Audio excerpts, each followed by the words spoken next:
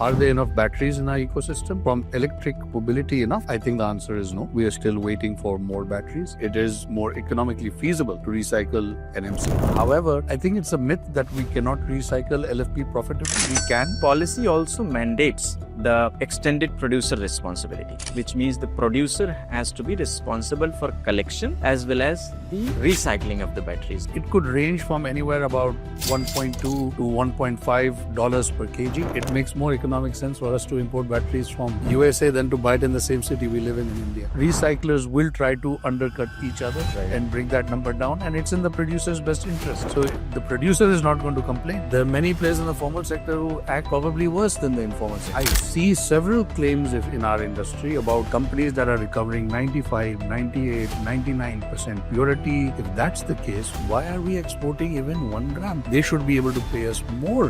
What is being refined or extracted is not of battery grade, is of a lower industry grade, and is going into different sectors such as agriculture, paints, or several other food or any other sector.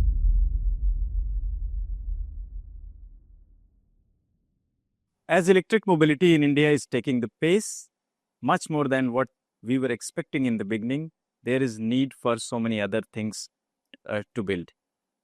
And the recycling is going to play a lot of role in making the loop circular. It is very easy to keep, making and using the things and disposing, but until or unless we close the loop, I think it's not sustainable. And until or unless we achieve sustainability in EV business that we can achieve through recycling or the reuse of the batteries, it's not a very good idea. Today, we have Gaurav Dolwani, who is CEO of Lyco Materials, with us to discuss so many aspects of electric mobility as well as, in particular, the recycling industry in India. We are going to talk a lot about what is the current status of recycling industry, what is the policy levels, and what are the choices and challenges India has in terms of the recycling, and many more things. Thank you very much, Gaurav, for agreeing and coming on the show. Thank you so much for having me. I appreciate it. And today's topic, what we are calling is Waste to Worth, Can India Lead in Battery Recycling? Gaurav, to begin with, I think you are looking at the market in last 4 or 5 years, and I think growth is not exponential, but I think India has achieved a lot of good growth across the vehicle segments. So now if I ask you in terms of recycling industry status in India currently, do we have enough batteries coming in the system so that recycling companies have enough material to process, or we are still, dependent on other than EV industry in terms of recycling? So you can talk about your understanding around these topics. Sure. Thank you. First question, the first answer I have, sorry for your question, is that are there enough batteries in our ecosystem? From electric mobility enough? I think the answer is no. We are still waiting for more batteries. I think recyclers in India have built capacities, but are currently not able to utilize them fully because of not enough electric batteries that have come back to us. So I think we have to lean on support with consumer electronic batteries as well, because they contain lithium too, and cobalt, and in some cases nickel. So I think that there is a few different verticals through which we can get raw material for recycling of lithium-ion batteries. However, India is a unique market when we compare to the rest of the world, because our dominance or reliance is really on the 2 and 3 wheeler segment. Those batteries come back much sooner than cars or buses. So we have started to see an uptick in raw material coming our way from the organized OEMs who are making batteries and vehicles in comparison with consumer electronics, which was the leader a few years ago. Gaurav, in terms, as you said, because 2-wheeler, 3-wheeler sales are more than, I think, passenger cars or the buses in India, and also the lifetime of batteries is lesser there. So let's say it's 2-3 years only. So they are more frequent in the market, and sales is also there very high. Now, what is the current mix? It is mainly 2-wheeler and 3-wheeler. Why I'm asking this question? Because I think the batteries are going to be huge mix. You have 2-wheeler batteries, you have 3-wheeler batteries, you have buses, passenger cars, consumer electronics, And the battery chemistries are also going to be very, very different. So you have LFP, you have NMC, you have LTO, all kind of batteries, right? So that poses a lot of challenge to a recycling company. So how this mix your or recycling companies are going to handle? Some of them are profitable. For example, LFP is not profitable to recycle. So what is the current status in that sense? So today, I think the dominant chemistry that is coming out of vehicles are NMC, because those were placed 3, 4, 5 years ago. LFP is going to be the dominant chemistry in the coming future, but because it has been started to get placed recently, so today we don't see a huge amount of LFP coming our way, but we do see NMC coming our way, and LCO, which comes from consumer electronics. Now, our belief is that NMC is, consists of other metals, lithium, nickel, manganese, and cobalt, which have value. So yes, it is more economically feasible to recycle NMC. However, it's not. I think it's a myth that we cannot recycle LFP profitably. We can. Really depends on what the OEMs are willing to accept as a price. I think the problem lies there. In the Western world, in Europe or in the US, we see OEMs are backing recyclers, partnering with them, and giving them material so that they can grow along with the recycler. I think that's a bit different in Asia. Our culture is not one of backing one horse, but rather than seeing who pays us the most. So I think, we can't move away from our culture. We cannot change that. Right. So OEMs will keep looking at who is paying them the most. And that's where I think recyclers have to be agile and have to be opportunistic, and also have to have great process optimization, Right. so that every single aspect of their process has been covered properly, and they are able to recover as much as possible. Right. I was looking at the policy, battery waste management rules, second amendment, which was recently issued by government, and it mandates 5% of reused material which has to go into the batteries starting from financial year 2028, and every year it is increasing by 5%. Yes. So it's 10% in 2029, 15% in 2030, and 2030 onwards it's 20%. Now, I think, as you mentioned, probably in future there will be more LFP chemistry batteries which are going to be available with you or available with this recycling industry. Now, in current situation, the LFP recycling is not profitable because of whatever reasons.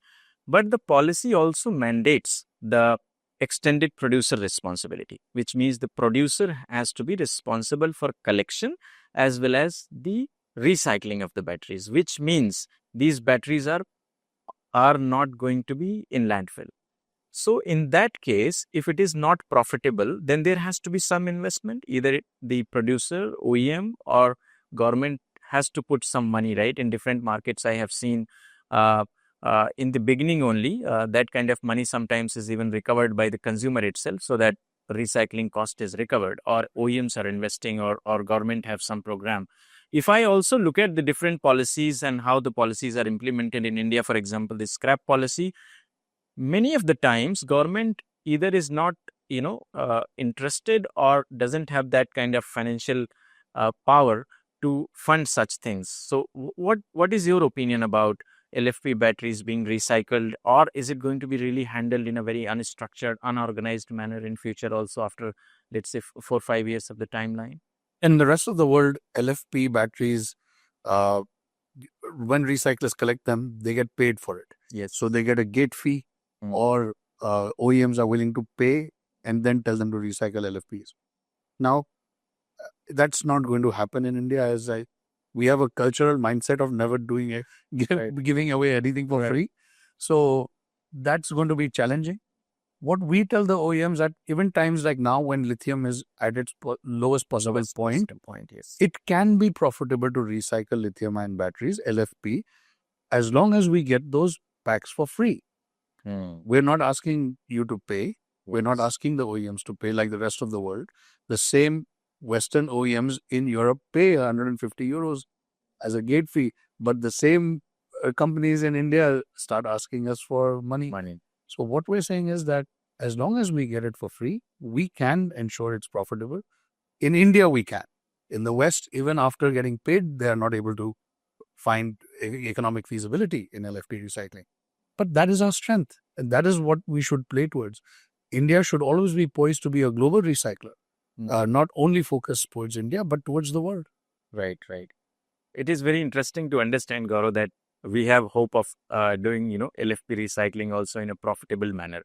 Let us switch to the discussion to the current situation. And in current situation, I think mostly it's NMC chemistry batteries which are reaching to the recycling companies. Right. Now, my basic question to you is, uh, uh, are recycling companies paying for it? Number one. And in case they are paying for it, in case you can highlight some numbers, some broad ranges, that what are the current market prices on which NMC chemistries are available. I think it's different for different vehicle segments, different customers.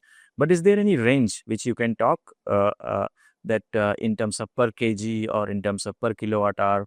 Is there any range if you have? So, depending on how much recovery there is in these batteries in terms of what is the metal content, A, for recycling, and if you are a player that is in second life or refurbishment like us, then there's a combination of what we can yield from these particular batteries. So every OEM has a different kind of payable based on how they also design their pack, how we need to dismantle that pack, how easily or manual is that process.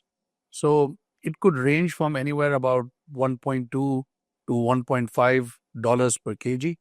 Really depending on the pack composition, design, several factors. Right. But what we can tell you is in the Western world, we are buying batteries at half that price. So it just goes to tell us that it makes more economic sense for us to import batteries from USA than to buy it in the same city we live in India. Right, right. That is interesting to know.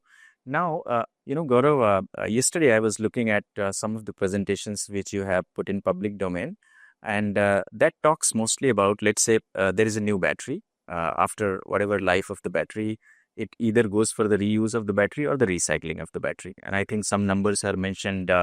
If it is more than 60% state of health, probably it's a very good use case for the second life.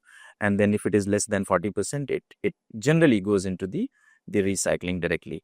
So whatever batteries, and I think now your company is also into the reuse of batteries, and you are putting batteries into different several applications. How I know it, there was a Prime Minister Modi with Very kind of with your system during Bharat Mobility, I saw.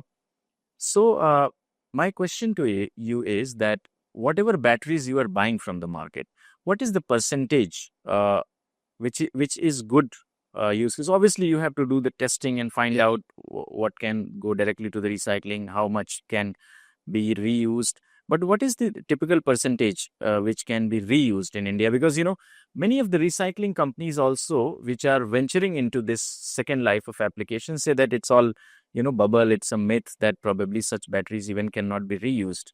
So what is your opinion on that? And if you can talk about how much percentage of the batteries can be reused in general. It's a broad number. It's a broad range, rather. Okay. We have worked with OEMs where reusability of batteries could be as low as 15%. But we have also seen certain OEMs where the reusability is up to 70%.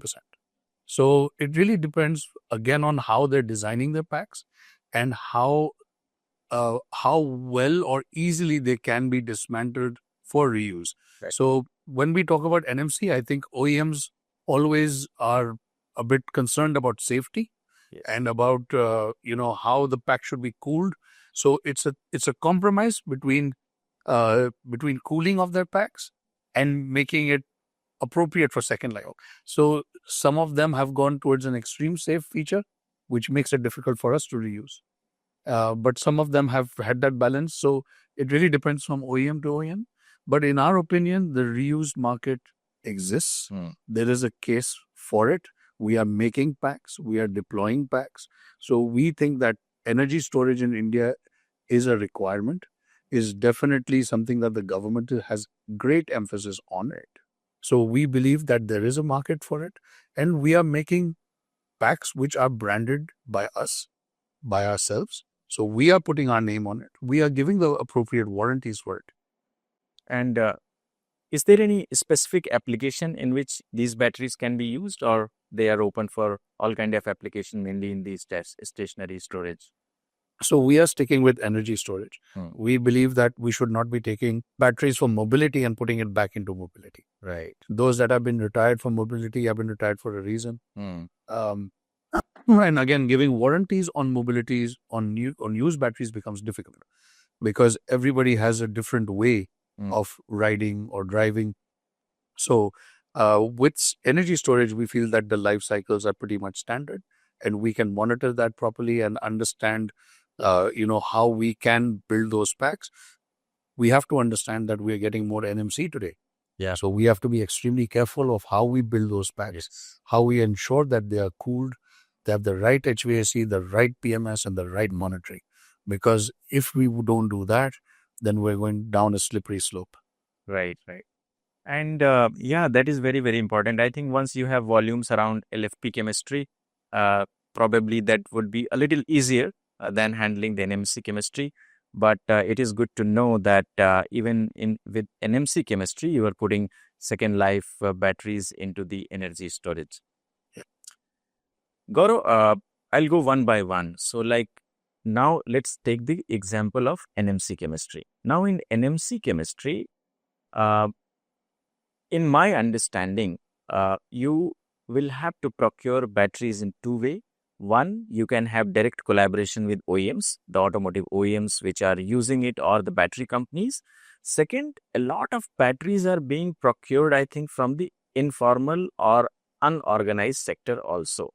Now, I want you to talk about what is the share of this. For example, in my opinion, uh, uh, not more than 25% batteries are being recycled into organized sector. You can correct me if I'm wrong, and 75% is through the informal sector.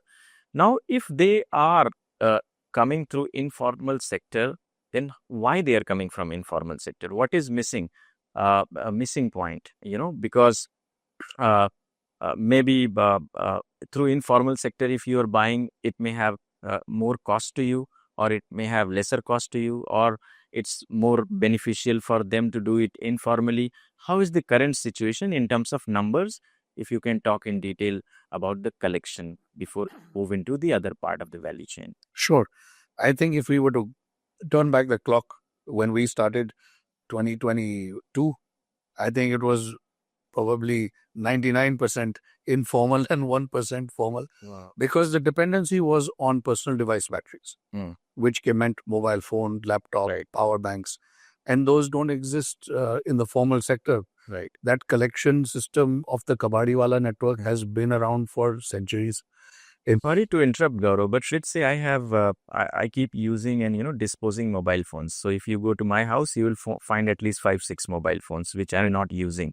And these batteries, since several years, are there with me. Right now, there are two ways which I understand. One, I can go to the let's say it's Apple or Samsung, their network, and give these batteries to them, or I just throw it.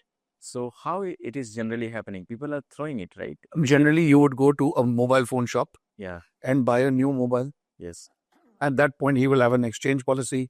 Okay. He will take your old phone and he will have a tie-up with some company if he's Right. in the formal economy, or he will have some kind of informal player who will pay him cash and take, per kg basis.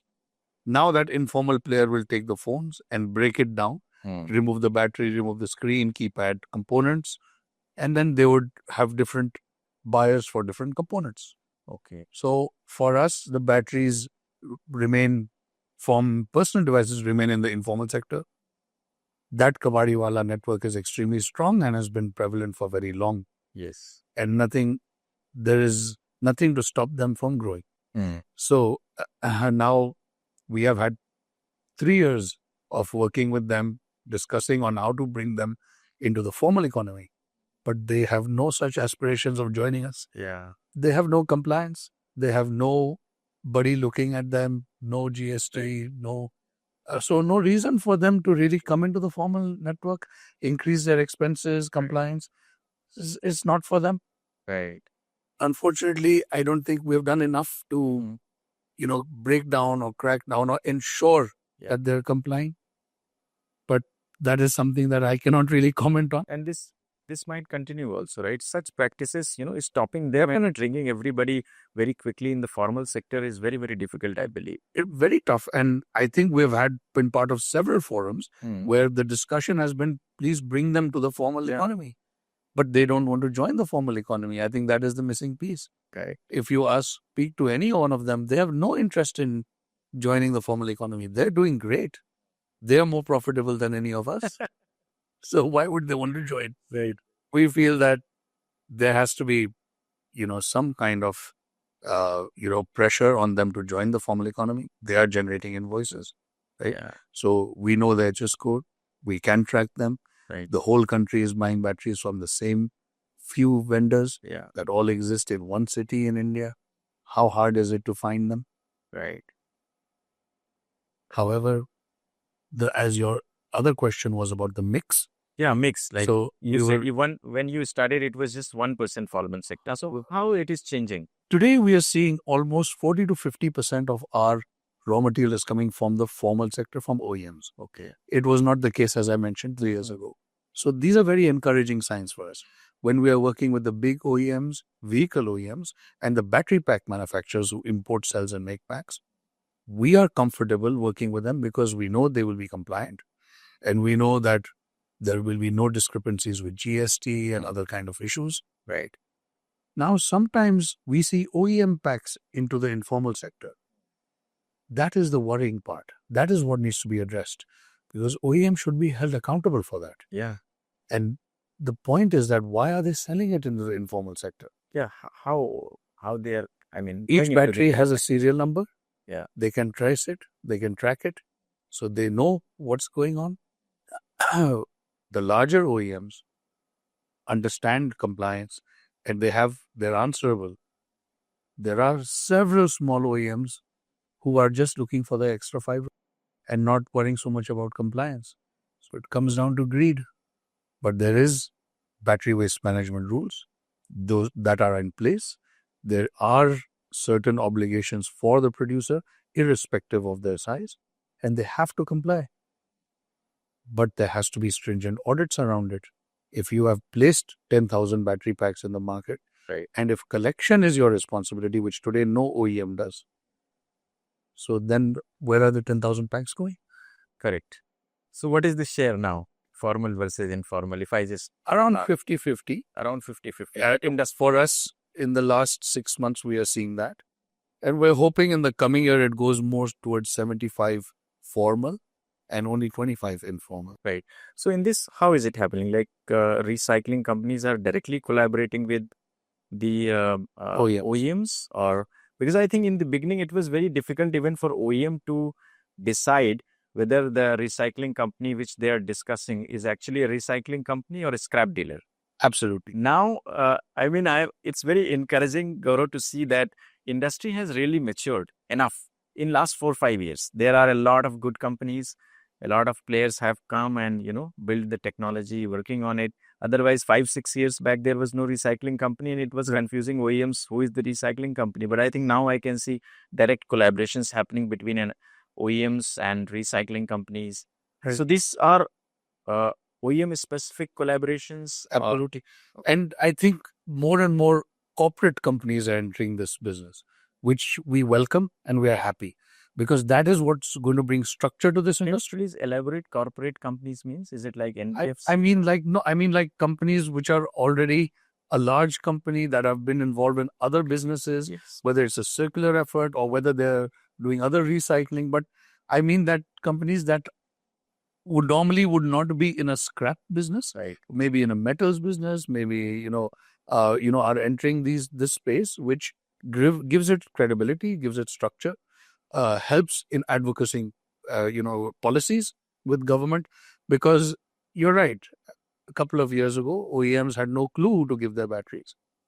Then they probably gave it to a few people. I don't think that's happening anymore because obviously today they have a better choice, I can say. We always welcome OEMs. We tell them, come see our facility.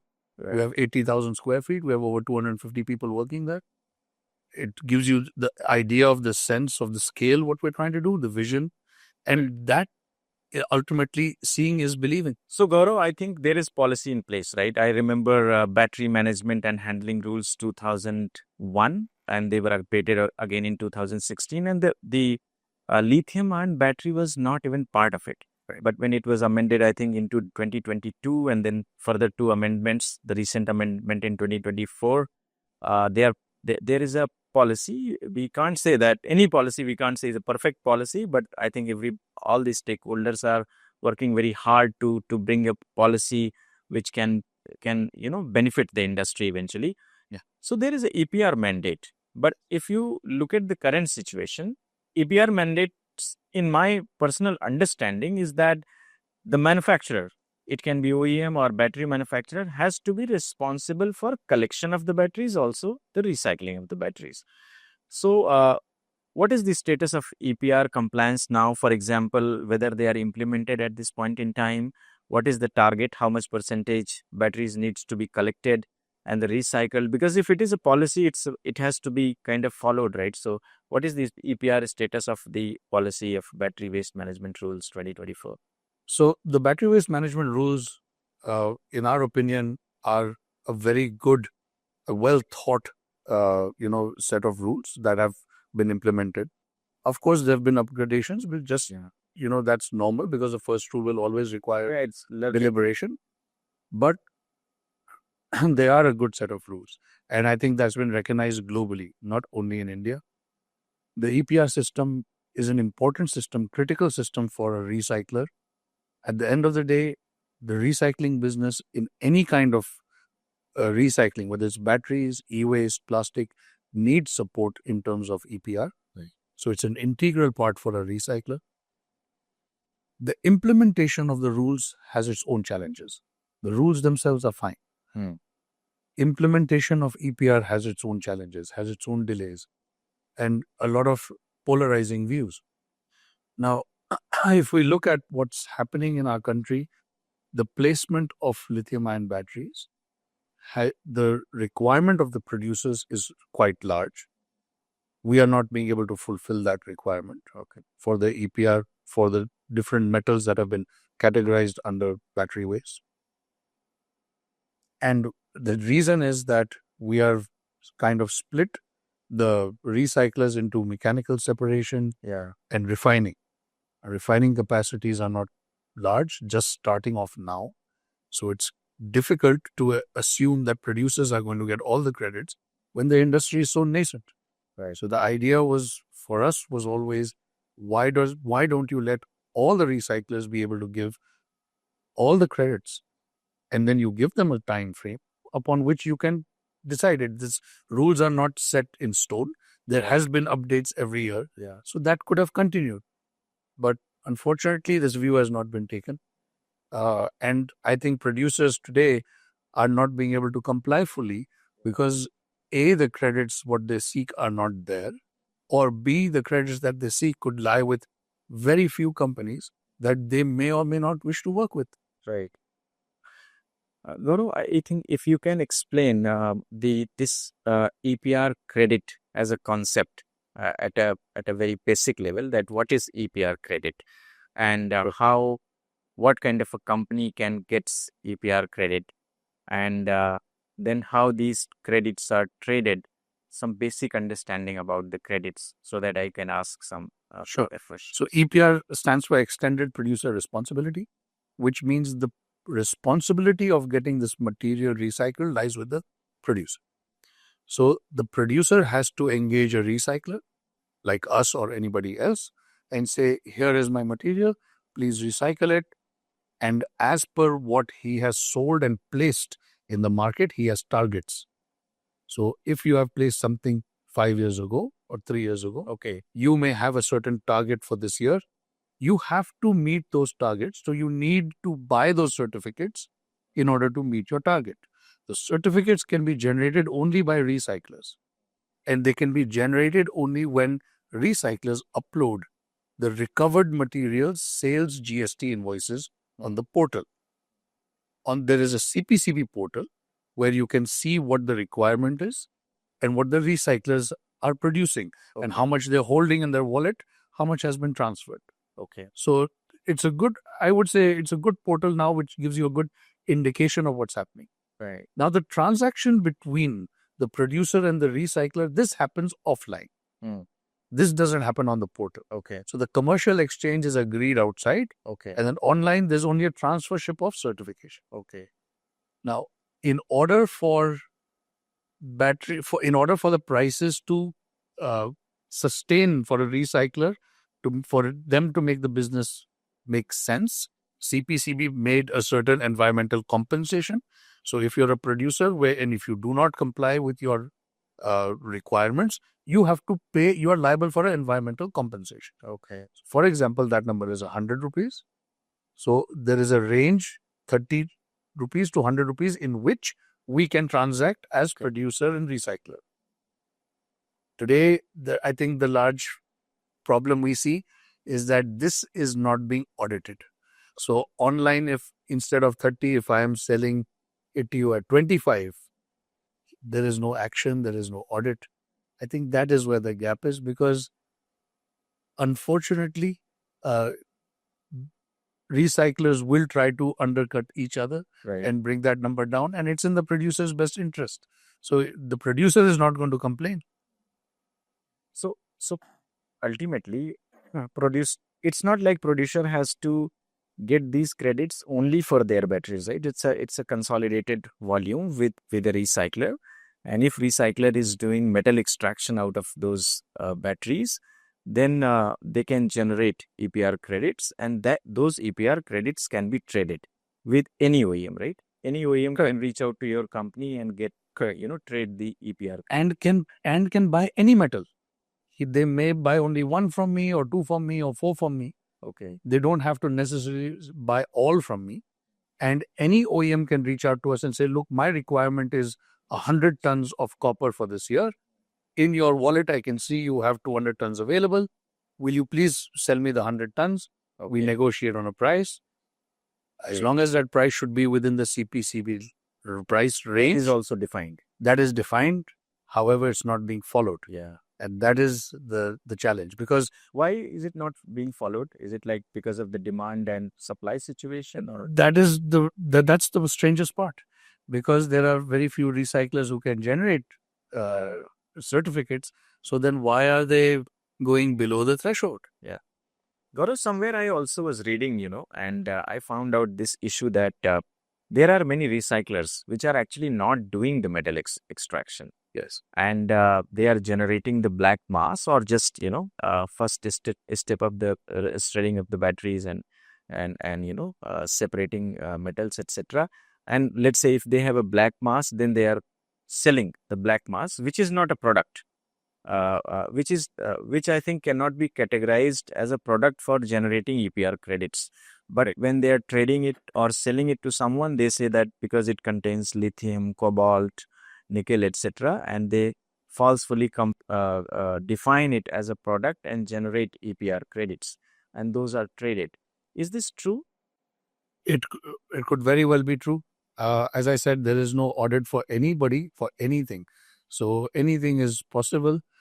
There are companies that are generating EPR credits that do not even have a plant, that don't even have machines, but who is checking?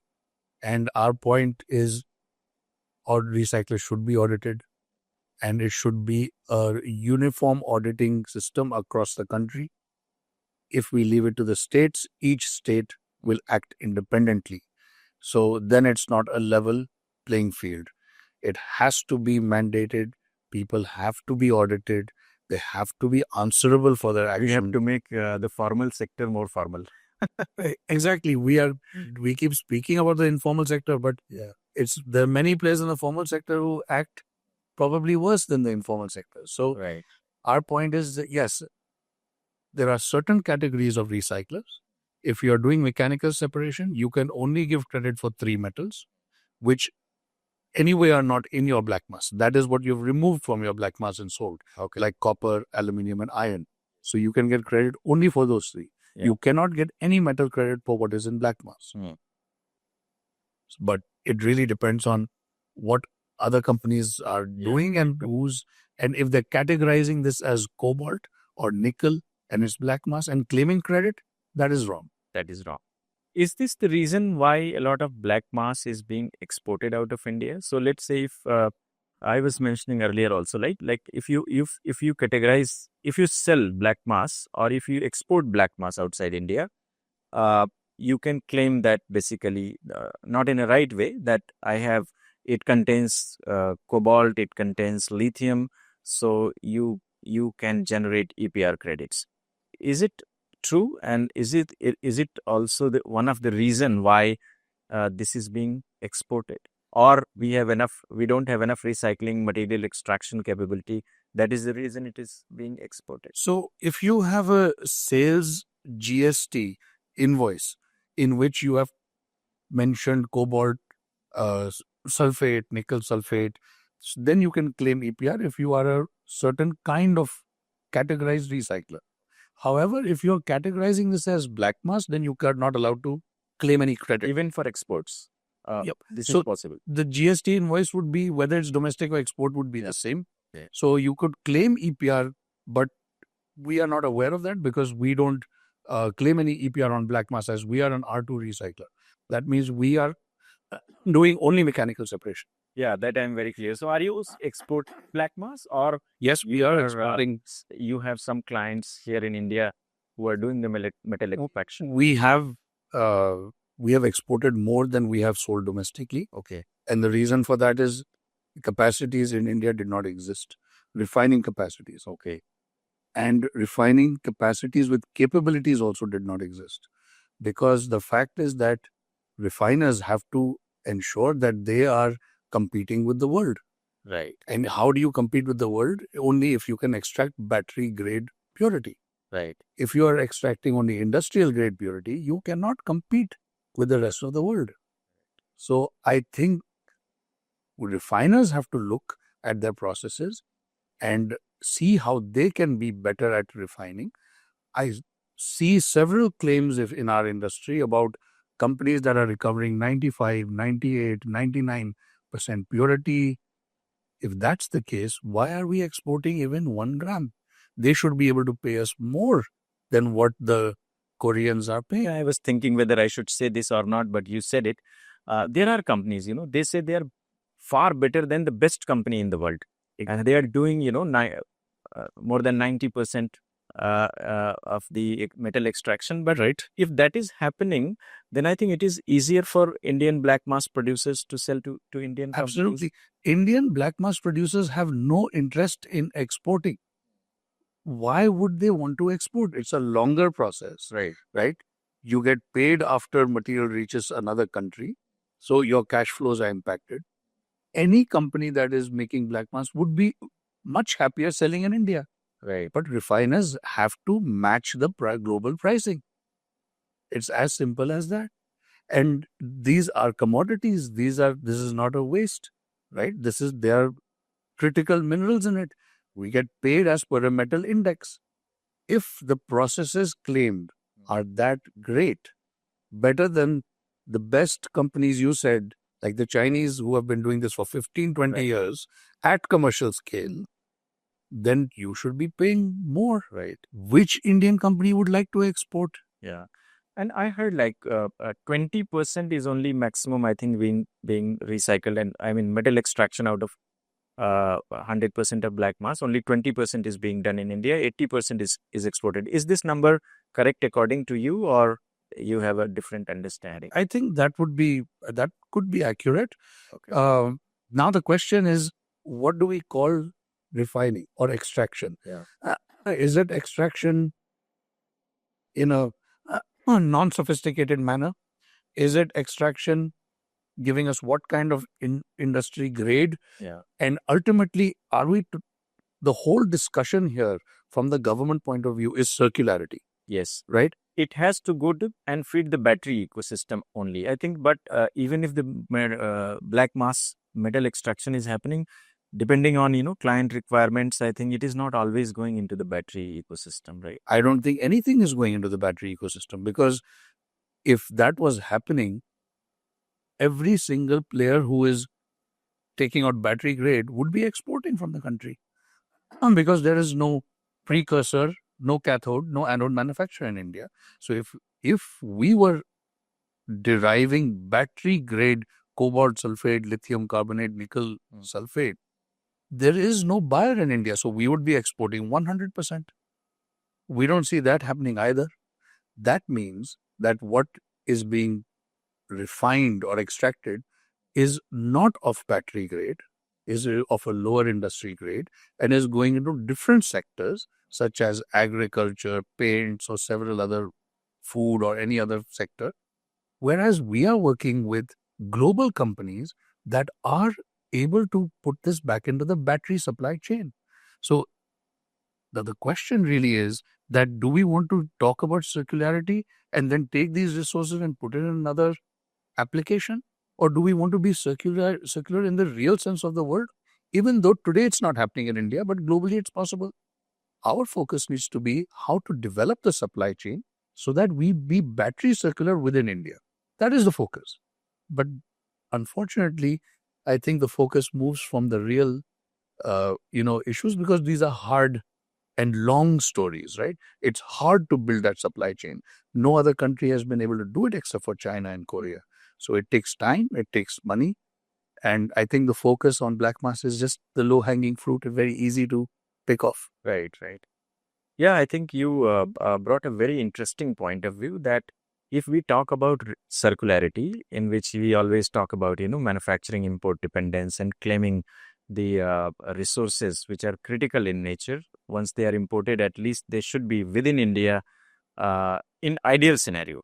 But I think second step is better that they go into the battery ecosystem outside India.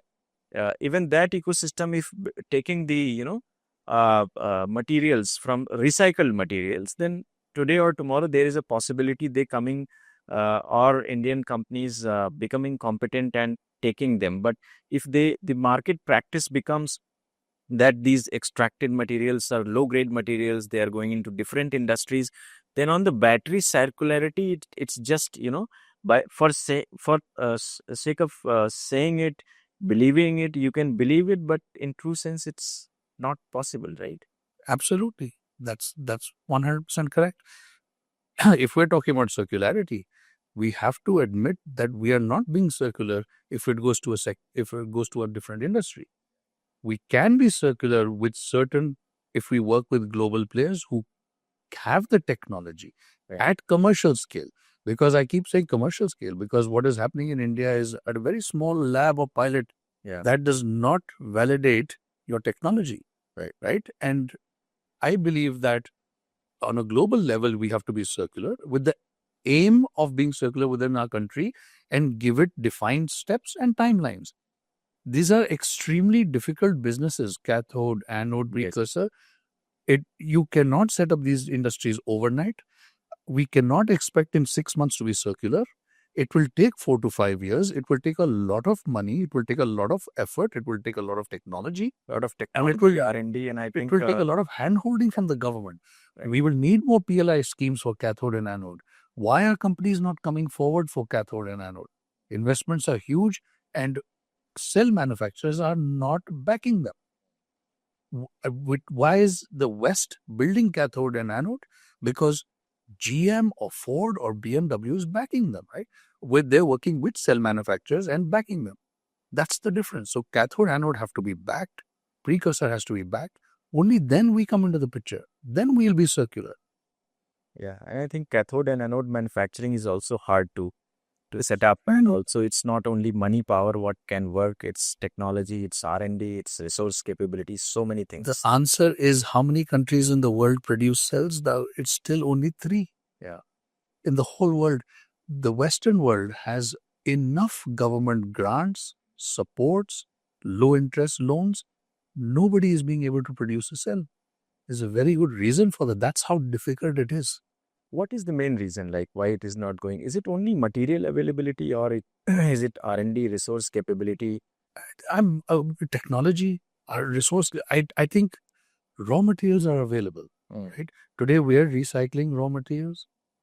Beyond us, there are companies, our global partners in Korea, who are taking material, putting it back into the battery ecosystem. Right, taking out salts, going to PCAM, going to cathode, going to anode, all the way up to cells. That's the chain. So material is available.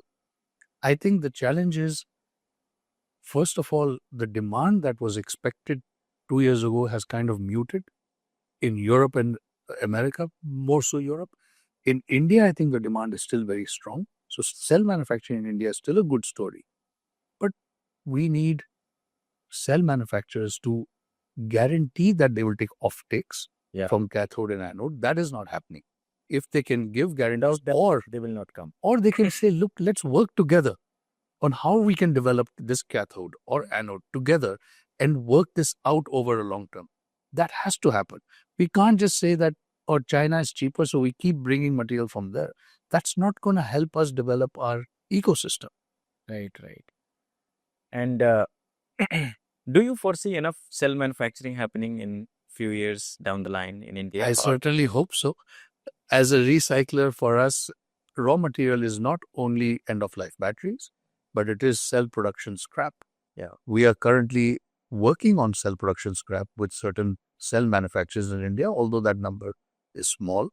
But the fact is that we have to recycle that and put it back into the ecosystem. So we would work directly with their partner, anode and cathode, and ensure that we are providing that circular option for them. But that cannot be done in India at the moment, because the cathode and anode supplies don't sit in India. Got two statements. One is a lot of black mass is being exported for metal extraction outside India. At the same time, the companies which are coming into the metal extraction, I think they are also facing challenge in terms of procuring the black mass from Indian companies. So this is a very conflicting viewpoint. At one point in time, we are saying that we don't have enough capacity, so it's being exported. So is it exported mainly because of the price? And eventually the metal extraction companies has to import the black mass maybe from outside. So how is the case? Like, why these two conflicting viewpoints? Black mass is a commodity. Right? So whoever pays the highest is where the material will go. Whether it is domestic, import, no restrictions, right? There is no reason for somebody to export it if the Indian players are willing to pay the price.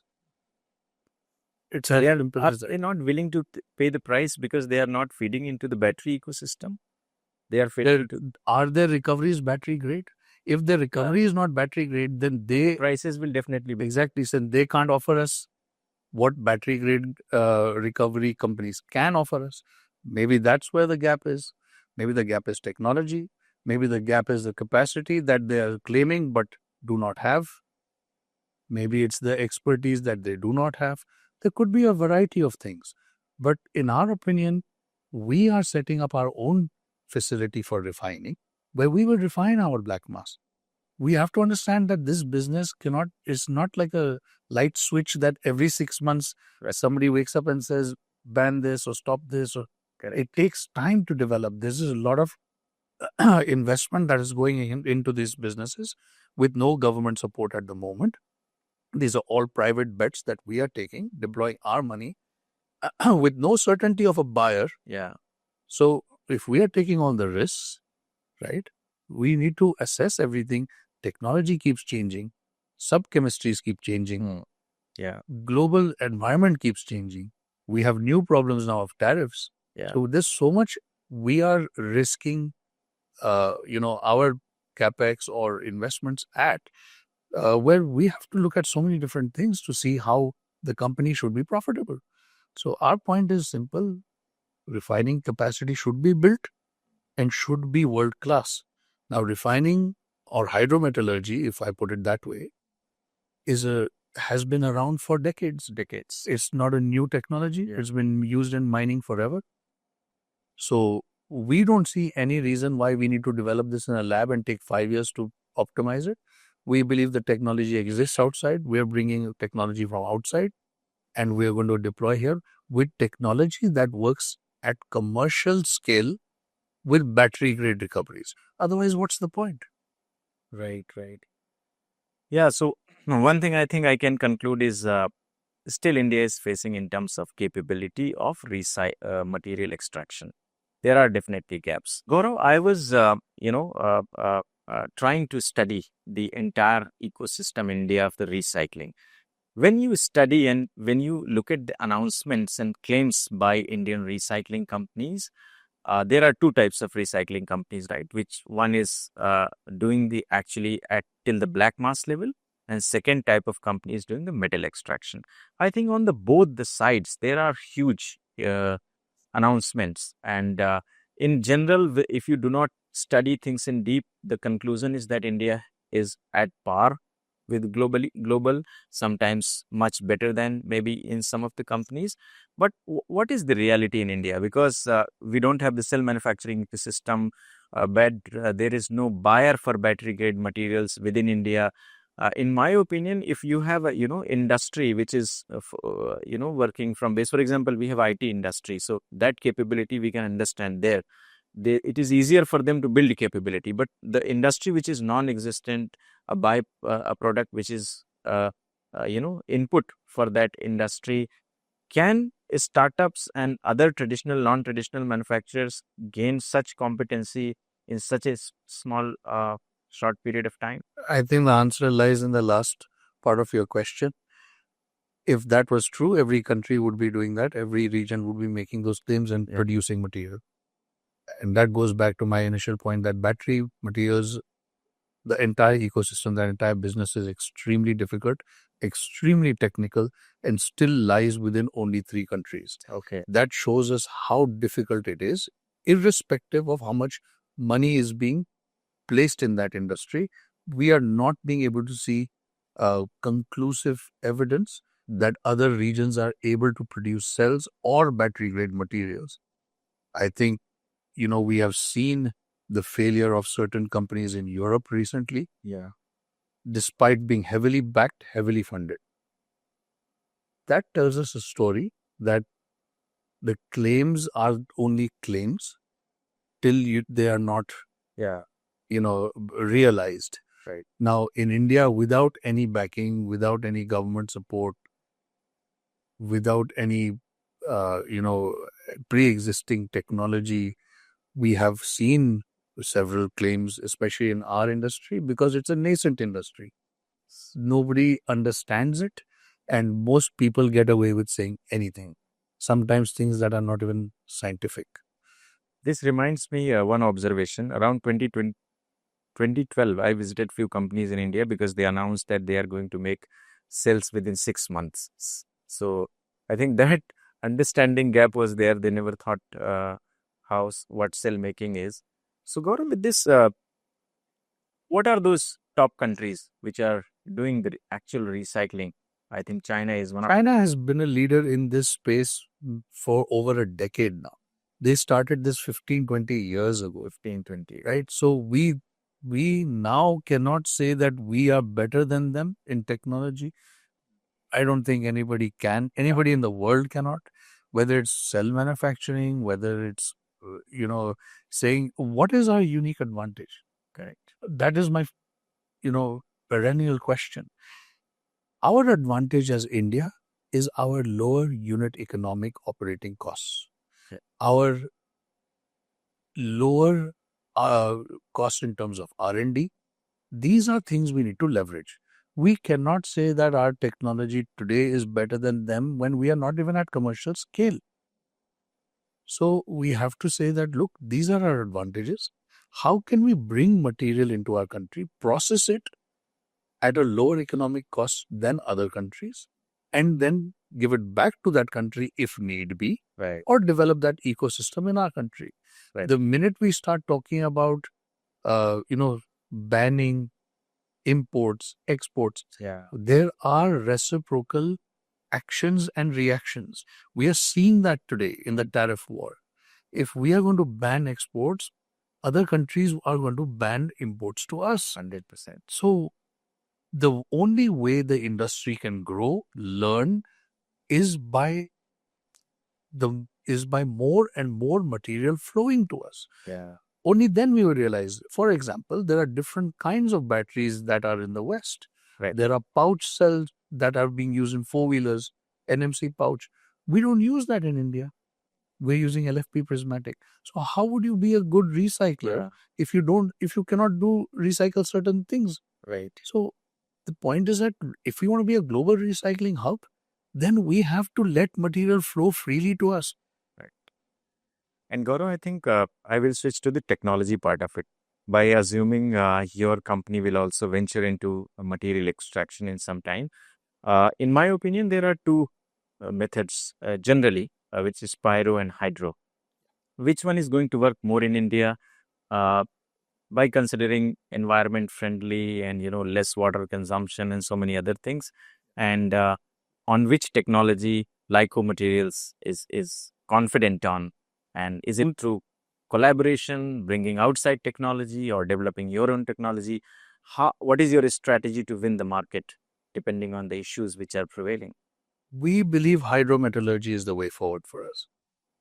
We don't think pyrometallurgy is the way forward for it because it's an energy intensive process. Okay. And the cost of energy in India is high.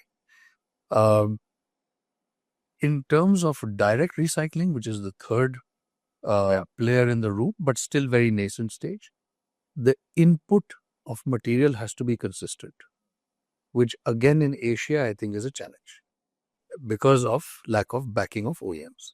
If an OEM is willing to back us for the next 10 years, I'm happy to invest and set up a direct recycling plant. I think very challenging to find an OEM which is exactly to back you in So recycling. direct recycling sounds great, but we have not been able to see success anywhere globally yet. I don't think that, I'm not saying it's right or wrong. I'm just saying it will take time. Yeah. At commercial scale. At lab and pilot, I mean, if you were come to our facility at our lab scale, we would show you battery grade material recovery. But does that mean I can extrapolate that into a 10,000 ton NMC processing plant? Not at all. I have to understand that this business is complicated. Recovery is difficult. It's not only about what we're doing in the lab, it's about having the right processes. And that is where I think we start losing the battle when we start looking at commercial scale processing versus what is actually happening in our country. Right.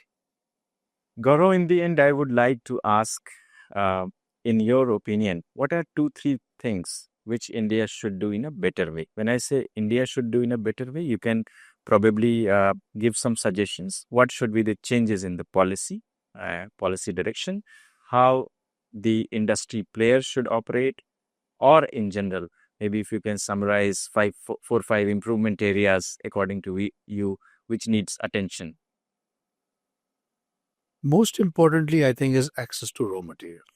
I think that is the prime objective of a recycler and of our country. That means, unfortunately, today it requires government to government discussions. Yes. For example, Europe has said that they are not going to send material to any non-OECD country. Yeah. India is a non-OECD country, so we cannot get material from Europe.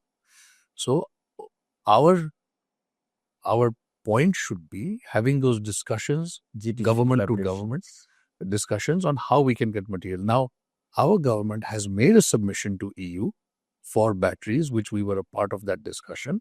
However, how important that is in the whole list of things between government, I'm not sure. Yeah. How long it will take, I'm not sure.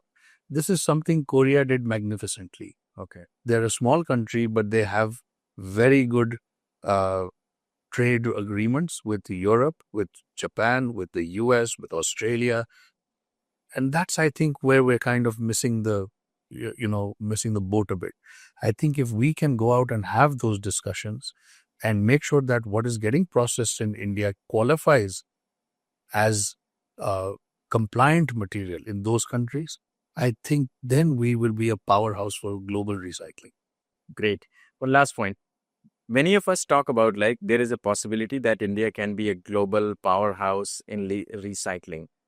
Is it true, or how much time is it going to take? I think we can be. I think Great. our unit economics permit us to be.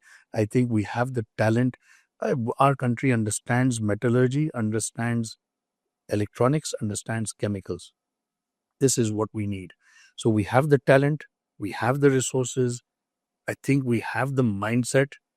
It's just a question of how do we get more material and how do we let material flow, whether it's in, whether it's out. Let technology come in. It's not a bad thing. We have to learn from that technology and make it better and make it efficient. But blocking of technology and blocking of material and looking at short-term benefits is not what our focus should be. We need to see how we can cater to the world, not only for ourselves. Thank you very much, Gaurav. Amazing discussion. Thank you very much, all of you, for watching the show and the episode. And we discussed, we deep dive into, after basic understanding of what recycling is, what is the status of recycling industry in India, what are the policy formulation status, as well as what are the challenges in terms of the policy, what are the competitive landscape, and where India is heading. We also discussed about what is exactly the capability as a nation we have in the recycling and possibility of also being a recycling hub for India. Thank you very much for watching. Stay tuned for more episodes. Thank you very much.